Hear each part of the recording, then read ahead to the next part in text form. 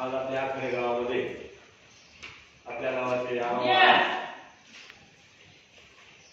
Police मित्र संघटना नवी दिल्ली तसेच त्यांचे चिरंजीव गणेश ठाकरे यांच्या पुढाकाराने सार्वजनिक गणेश मित्र मंडळाच्या आज 5व्या दिवशी त्यांनी सगळ्यात श्रेष्ठ दान समजलं जाणारं म्हणजे रक्तदान या शिबिराचं आयोजन केलेलं आहे आणि आपल्या गावातील बरेच रक्तदात्यांनी स्वतःहून पुढाकार देऊन आपलं रक्तदान करण्याचं ठरवले।